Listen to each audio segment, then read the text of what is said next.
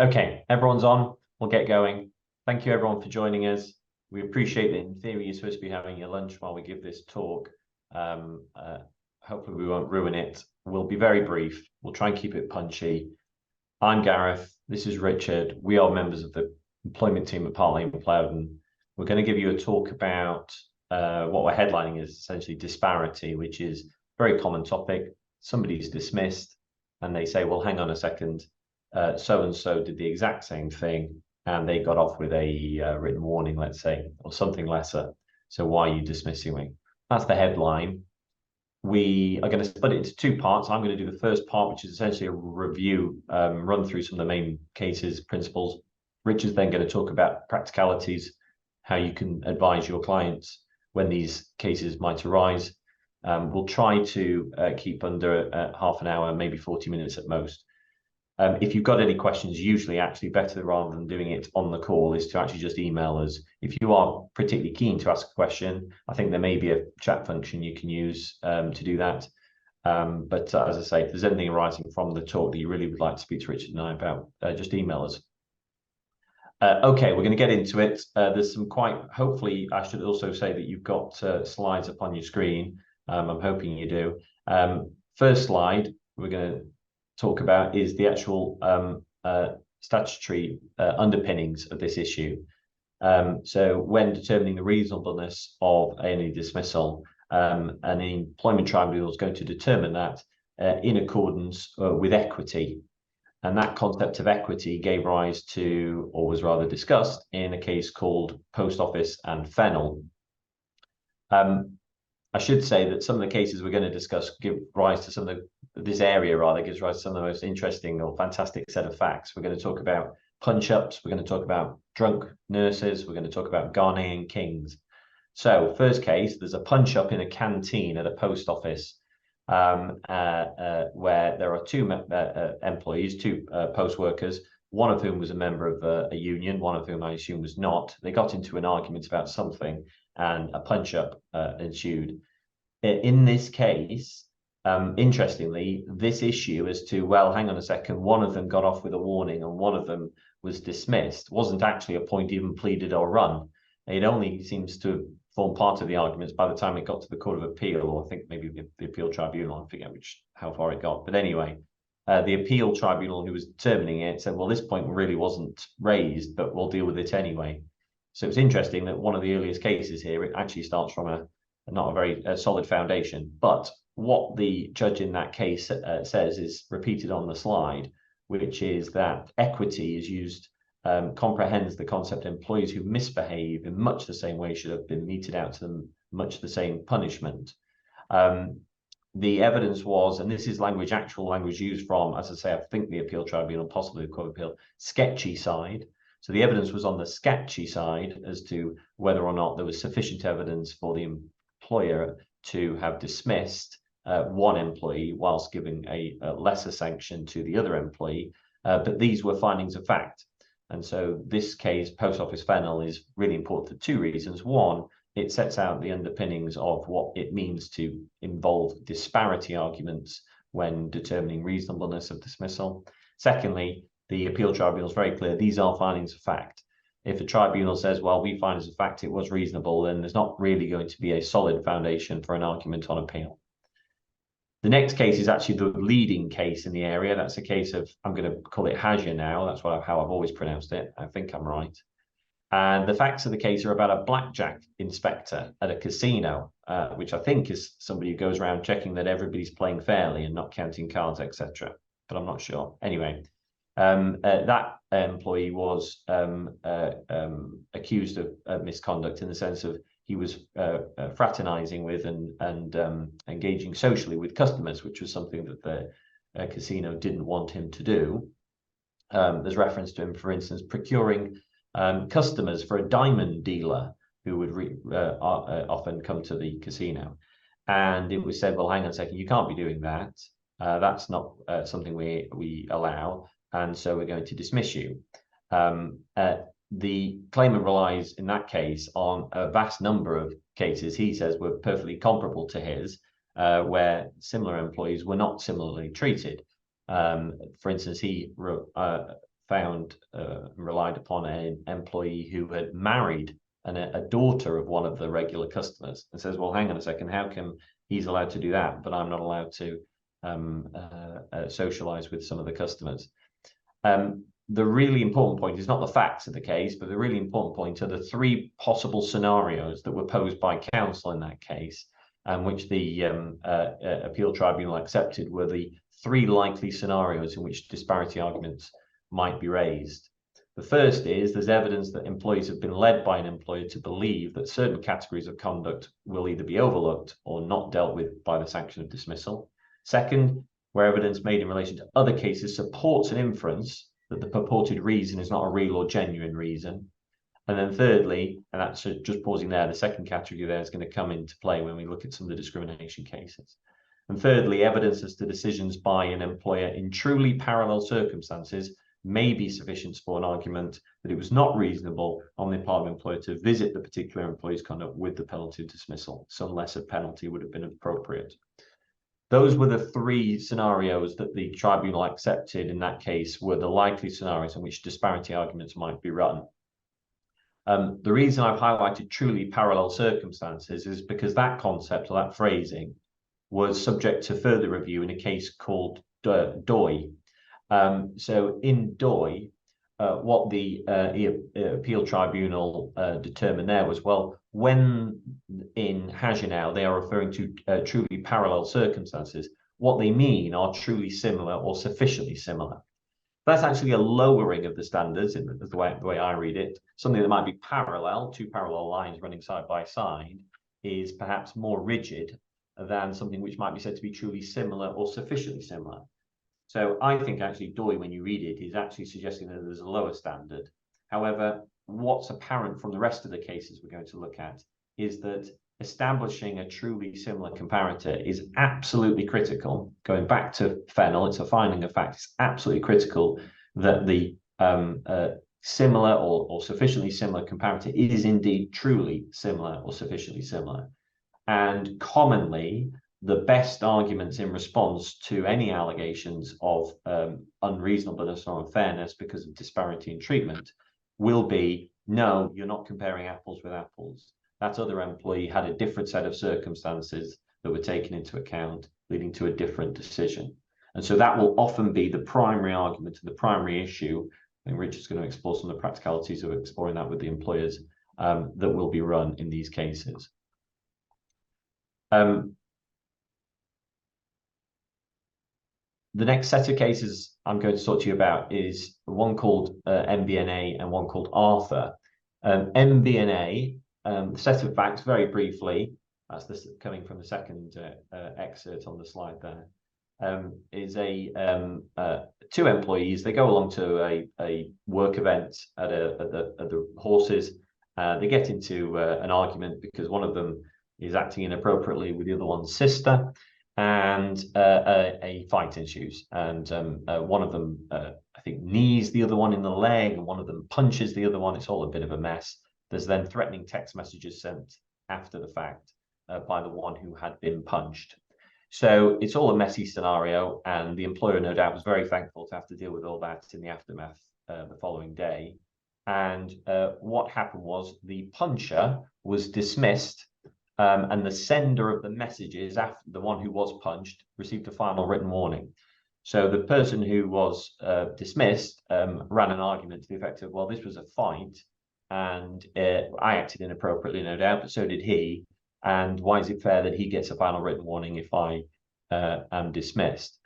The ET at first instance found the dismissal to be unfair. It applied Hajinau. It said that the disparate treatment between the two was without basis. It got to the appeal tribunal and the appeal was allowed. The relevant section highlighted there is that if it was reasonable for the employer to dismiss the employee whose case the ET is considering, the mere fact that the employer was unduly lenient to another employee is neither here nor there. So it's no good for an employee to argue, well, I should have received the final written warning because so did the other person. If in fact that other person, had they been dismissed, a tribunal might say, well, that was perfectly well within the range of reasonable responses too. it's no good to say that the employee who got off more lightly received a more lenient sanction, and therefore so should you. You look at the facts of the case before the tribunal, you determine if it's within the range of reasonable responses to dismiss. And unless you can establish one of the other categories from Hagenau as to the fact that, well, no, I should never have been dismissed because there'd been a policy to say that I wouldn't be dismissed, or a set of previous circumstances of other employees which were sufficiently similar that made me believe that I wouldn't be dismissed, then it's going to be a finding of fair dismissal. And the fact you can point to a comparator who might be in similar circumstances and been treated more leniently is not going to aid that employee. Arthur, so the case from above, that's a case where there was an employee of a bank who was responsible for taking the Ghanaian International Bank was responsible for taking a bag of cash that the king of, as I understand it, the Ashanti Ghanaian people had provided to him, containing, I think it was hundreds of thousands of pounds and perhaps dollars as well, but hundreds of thousands of pounds in a bag into a branch for it to be deposited. This employee did that. Doing that was against the money laundering rules that the bank had in place. And in doing that, the employee told another senior colleague about that and essentially said, well, this is what I'm doing and this is what I've done. And that other employee at the time didn't do anything, but then later the next day, I think, sent an email. There's disagreement in the facts of the case as to what that more senior employee had done, whether they had ostensibly condoned that treatment, that behavior and action of putting the money in the bank or not. But the important point is whether or not the fact that that senior employee who was treated more leniently was again somebody that this employee could properly compare themselves to in the treatment that was visited upon them. So in this case, it was not reasonable for the claimant, that's the person who took the bag of cash into the bank branch, it was not reasonable for him to think that the respondent would overlook his conduct or treat it leniently. Even if there was a background of lax due diligence, the claimant, as a senior manager with requisite knowledge, would be responsible to his employee for what he did. It would not be an excuse for him if the other employee was also lax. So again, you're not necessarily looking for another employee who might be unduly leniently treated, or whom the employer, within the range of reasonable responses, might have determined we're not going to dismiss this employee, if in your circumstances it is within the range of reasonable responses to have dismissed. I'm going to just come back to Levine in a moment. So this is essentially what I've been saying for the last two cases, which is that the range of reasonable responses test applies to the question of disparity as much as it applies to anything else.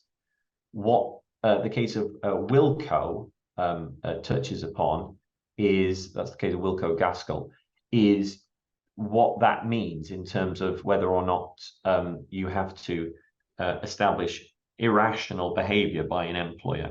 So the facts, very briefly, it was to do with a fire safety officer. Sorry, not fire safety officer. It was to do with fire safety within the company. Several employees were not signing in as they should have done. Often employees would sign in for other employees. And in one situation when that happened, the employee was dismissed for doing so. Other employees have been dealt with more leniently for doing a similar but not the same thing.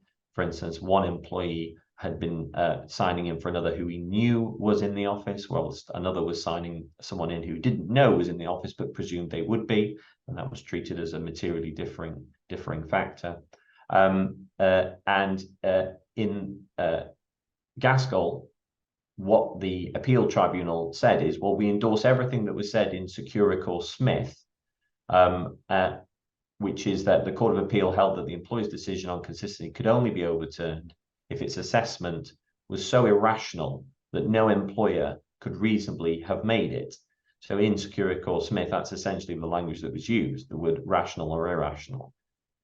The EAT in Wilco and Gaskell says, although we would respectively demur from using the language of irrationality in this context, seems to us that the real issue identified by Court of Appeal in Smith is whether the view taken fell within the range of reasonable responses. So the law is certainly that you must determine whether or not the decision to dismiss fell within the range of reasonable responses. There's not a new or differing test applicable just because a disparity argument is run. Irrationality is a concept that was brought in and the phrase used in Secure Course Smith. There's a case in the Supreme Court of Braganza about a guy who fell overboard at a BP oil rig, which essentially is the leading authority on rationality and irrationality in decision-making by employers. So insofar as that issue arises, that's where you want to be looking, the cases of Secure Course Smith, Wilco Gaskell, Braganza, to determine, well, am I making or trying to run an argument that the decision by the employer was irrational? And because it was irrational, that gets a claimant home on a claim of unfair dismissal, or vice versa, whether or not as an employer you want to stay away from that and say it's nothing to do with rationality. We don't have to establish that we acted rationally. We just have to establish that we acted within the range of reasonable responses. Again, that's the area that you want to be looking in. So jumping back briefly to a case called Levine, what this case was about was really about discrimination. There were several allegations of mistreatment and misallocation of work by a solicitor against her employer, the Levine LLP. And the argument that was run there was that which succeeded at the first instance, was that, well, it might be that the treatment was not for the reasons alleged, i.e. race discrimination, sex discrimination. They might not be the reason why factors that caused the misallocation or mistreatment that was complained of. But there were other employees who had been treated more leniently. So that argument was run again.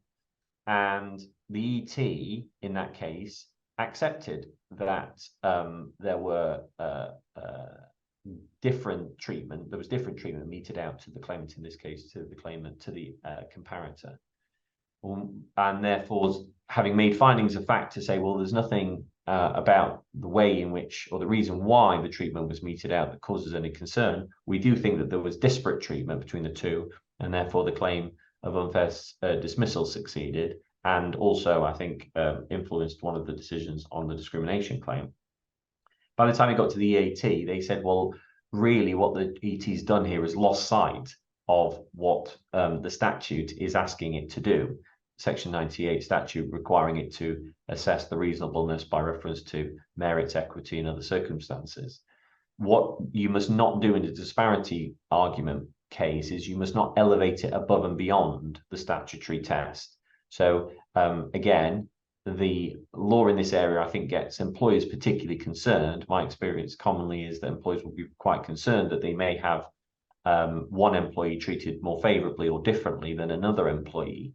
But actually, it's quite restrictive, this area of law, in my experience. And the case law bears out that you are going to have to find somebody extremely in a comparable situation in order to make out a disparity argument. And you must not allow these arguments to supplant or take place of the statutory test. The last case before I move on and pass on to Richard is case of Glowacki. This is just a case which comments on the fact that the employer must know of the earlier comparator case. In this case, it was an argument that was only run for the first time at the ET. So it wasn't before the decision maker dismissing that there was a suggestion of mistreatment because an earlier employee had been treated more favorably. So this is a case which touches upon knowledge and to the extent which knowledge can impact upon the fairness of a decision taken when disparity arguments are run. One case that's not cited, but perhaps should have been, is a case called Kane, which is an appeal authority, which remarks upon the fact that when you might have different decision makers within an organization, so you have Mr. X and Mr. Y dismissing dismissing one employee and then Mr. Y giving a lesser sanction to another employee. You don't, as an employer, get to stand on an argument, well, both should have been treated the same, but we had different decision makers. So that's the explanation. The essence is, from that case, you are one employer. And so provided you keep within the confines of Hagenau and the relatively restrictive rules applicable to disparity arguments, if you fall within them, you don't get a get out of jail free card on the basis, well, it was two different decision makers. If otherwise, the employer should have acted more consistently than they did. So this slide just is a summary of all those principles. I'm not going to go all through them again, but in headline, the arguments arise under the equity limit of the test. Hagenau's leading authority governs the guidance and the categories into which the arguments are likely to fall. You should be slow to allow comparative arguments to carry the day. You must make sure the statutory tests apply. That's the case of Levine. Employees must reasonably have relied upon previous inaction by the employer. That's the MBNA Arthur cases about whether or not the fact that another employee was treated more leniently, that should influence the decision. Range of reasonable responses test applies, and whether or not irrationality comes into its in the air from the case of Smith and Wilco Retail. And knowledge of comparative cases may be relevant to fairness, and that's Glowacki. So that's me done. I'm going to pass over to Richard, and I'm going to try to make sure that the slides carry on going. Yes. Thanks, Gareth. Can you hear me? Okay, good. I don't think I can move the slides, Gareth, so if you can help, that'd be fantastic. So look, hi everybody. I won't be too long.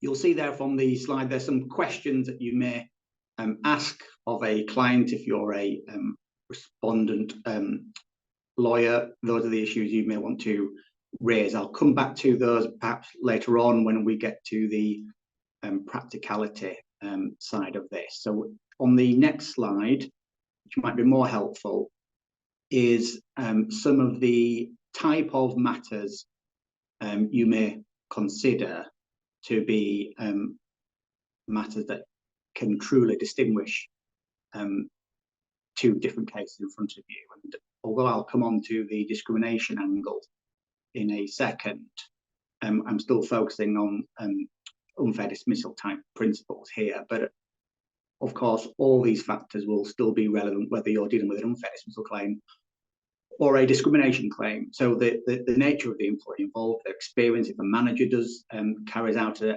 act of misconduct, or an employee with a wealth of experience, that might be a valid distinction. The time and historical nature of the cases, of course, some things change. Social media is a good example of how dismissals based on social media comments has perhaps changed over time.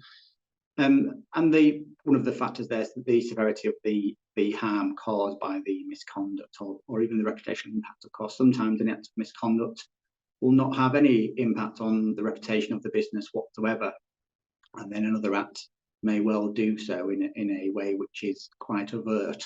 So those cases may be quite easy to distinguish. One at the very bottom of that slide, and one that I'm going to focus on, is the attitude of the employee. This is the case of Paul v. East Surrey. And it's one you may not have come across before, but it's a case that I seem to rely upon quite often, because it's not only just a case which deals with consistency of treatments, but if you're ever dealing with a case whereby the dismissal may be deemed to be fairly harsh, and you're looking at factors that the dismissing manager considered, if a dismissing manager considers the actual attitude of the employee during the disciplinary process, that case of Paul v. Surrey may help you. But moving back to why I'm referring to it in this case,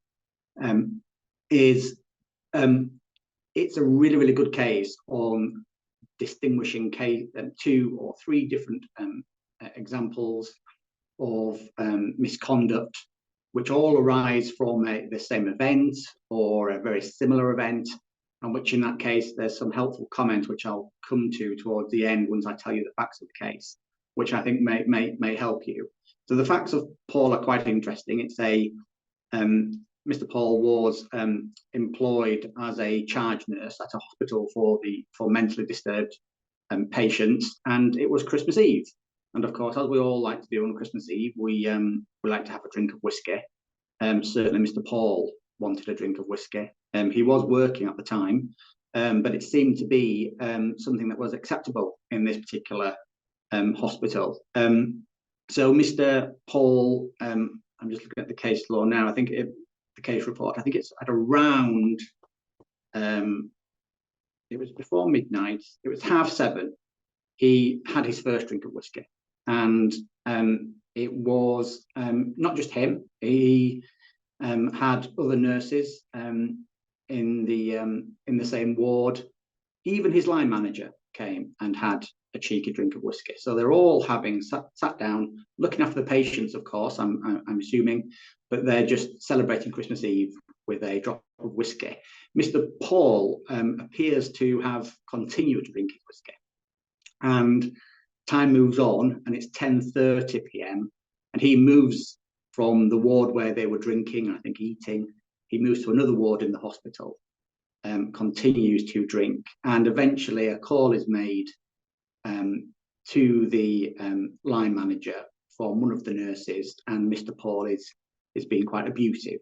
Obviously, the drink has got out of hand, and his line manager is called. When the line manager comes, who's already had a drink of whiskey himself, when he comes and sees the scene, Mr. Paul is still being abusive. He's shouting, he's turning the lights on. Some of the patients are waking up, and there's a conflict. Of course, his line manager is trying to calm him down.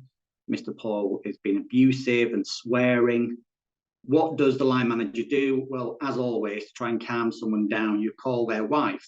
Luckily, Mr. Paul's wife also worked in the hospital. So his wife was called to try and calm him down. She came, no success. She couldn't calm him down. Eventually, after more abuse, becoming uncontrollable, the police are called at 5 a.m. And obviously, by then, it's all got quite dramatic, and the police officer, I assume, takes Mr. Paul away. So those are the facts. The reason it's a consistency case is because you'd have heard me earlier talk about his line manager was also drinking whiskey. Something I didn't tell you about is that just shortly before this Christmas Eve event, I think the previous Christmas, there was another issue and there was some drama involved, and as a result, there was a diktat sent across the hospital whereby they were told to be careful before they chose to drink whiskey on Christmas Eve. I don't think there was a complete ban on whiskey, just to be more careful the next time.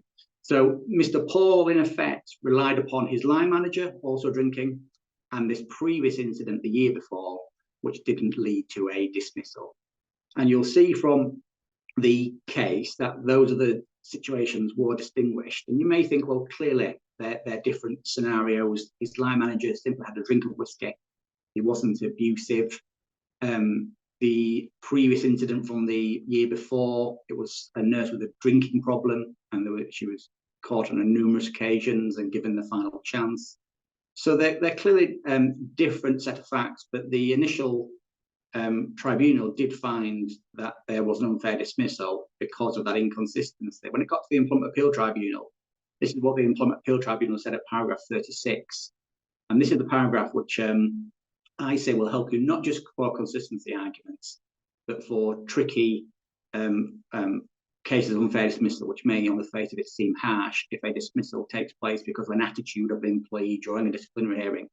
Paragraph 36, the judge said this: an employer is entitled to take into account not only the nature of the conduct and the surrounding facts, but also any mitigating personal circumstances affecting the employee concerned. And this is the important bit.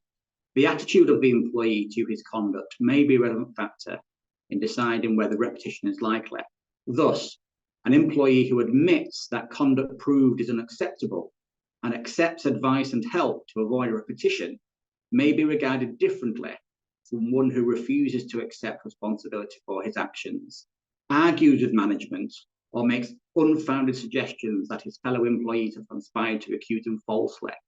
So let's just consider that. And you may, if I were to ask the question, how many times do you come across an employee who's facing disciplinary who refuses to accept responsibility for his actions?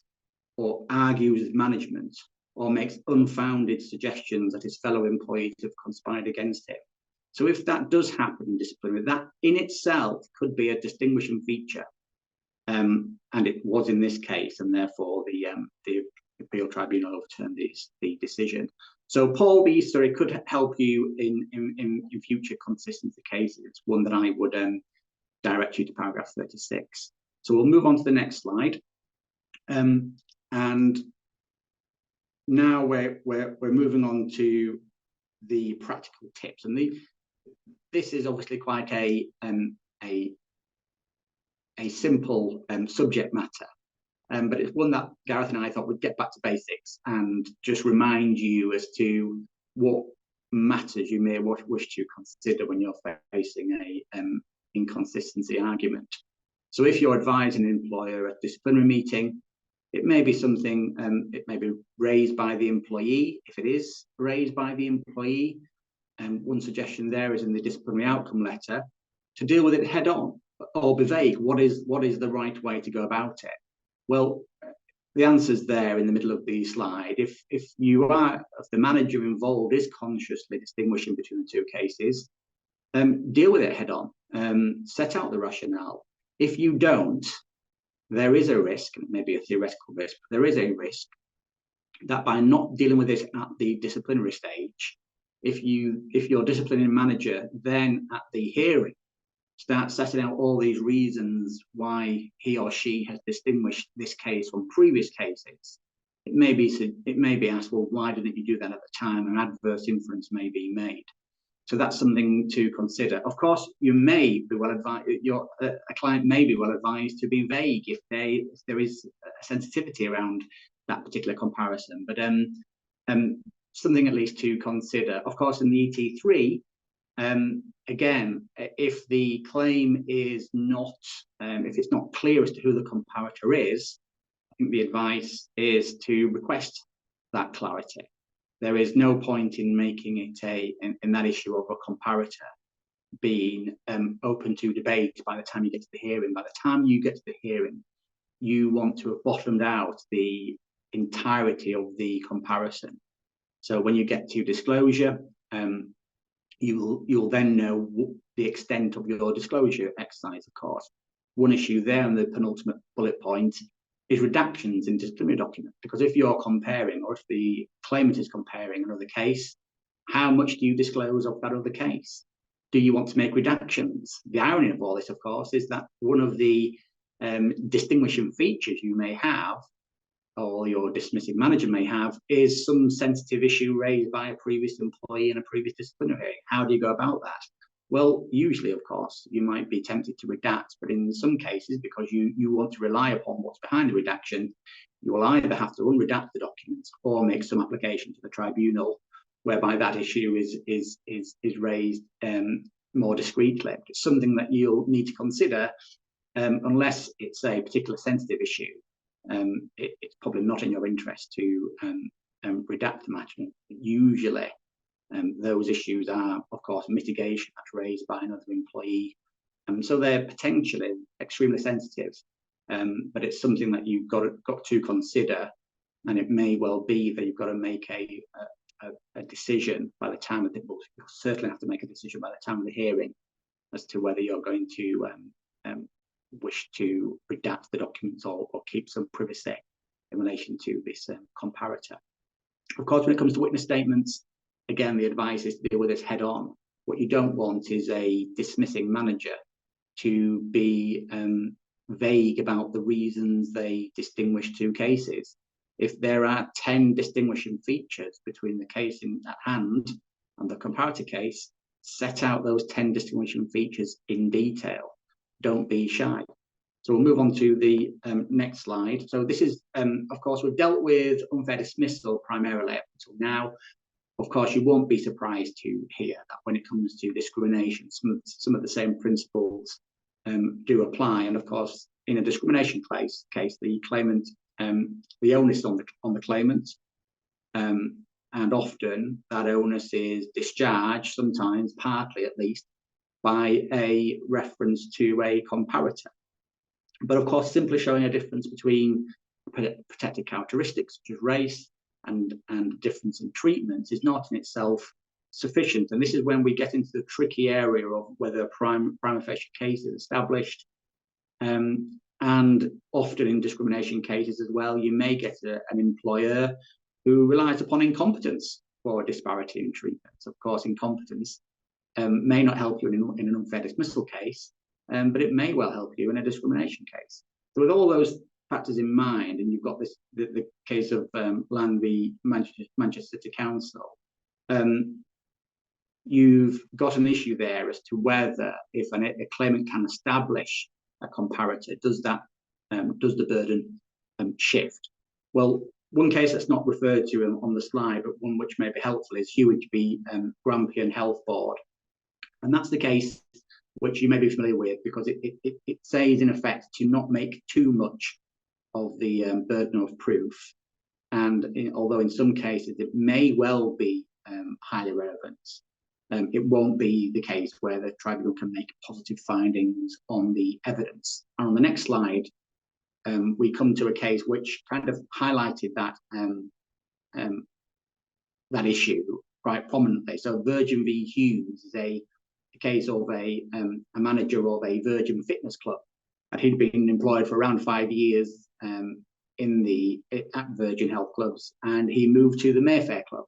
So he's an experienced manager, but new in the Mayfair Club, and an audit took place, led to concerns in terms of how the club was managed, and in the end, bear with me, let me find the case report. So Mr. Hughes was, because he was the manager, he was dealing with the poor performing club, and he disciplined 3 members of staff who were all black employees, and he was white. And one of the employees, when he was trying to manage them, said to him, "You are only doing this to me as I am old, black and fat." So in effect, that employee was suggesting that Mr. Hughes was racist. Things moved on. That employee was managed through an internal process along with 2 others. But in that process, one of the other employees alleged that Mr. Hughes had said, "We had better watch out in the office. You're Iranian, aren't you?" So again, an alleged racist comment by Mr. Hughes. All this led to ultimately his dismissal, and he was dismissed because of the racist comment he allegedly made. And the finding by the manager was that Mr. Hughes was too quick to discipline other staff, and the example of that was the 3 that he had sought to discipline or go through the capability process. Originally, the tribunal found for the claimant, and they did highlight how, despite Mr. Hughes complaining about the comment that he faced, so when the employee said to him, "You are only doing this to me as I am old, black and fat," there was no investigation into that when he raised that allegation. But when somebody complained about him, there was an investigation. So the tribunal found that to be a parallel case, and they found for the claimant. So you won't be surprised the Employment Appeal Tribunal that they upheld the employer's appeal. And in effect, they found that the tribunal was wrong to consider that the burden had shifted when there were not truly parallel cases. And of course, the importance there was when the burden was shifted, the employer had to establish that there was the protected characteristic did not influence his decision in any way whatsoever. So you get into a battle about whose burden now it becomes, and ultimately, in that case, the tribunal, you'll see the quote at the bottom there of the slide, found that the tribunal had made a mistake. And the important point here, of course, is that the tribunal will often, as a matter of finding of fact, can decide whether there's discrimination or not. They don't have to get into the intricacies of the burden of proof in most cases. They can just come to a finding. And of course, simply because there is a difference in treatment, still, in many cases, will not establish a disparity in treatment. So that's that case. In terms of the next slide, we've come to the end. So to summarise, and I say a takeaway point, but I think it can be summarised quite clearly, can't it? That where there's appreciable differences between two cases, you will be able to distinguish them, and it should be fairly easy to do so. But even though it's easy, don't forget to do the hard work, which is to make sure that in the outcome letter it's addressed. Make sure in the witness statements, if you get that far, it's addressed in full by your dismissing manager. Consider the comparator cases and whether you need to disclose those are the cases and to what extent. So those are the takeaway points. Gareth, do you have anything else to add? No, not at all. Thanks, Richard. Thank you very much for everyone for attending. We really do appreciate it. So we're not just shouting into the void. Thanks, everybody. Any questions, as I said, just email us, okay? Bye-bye.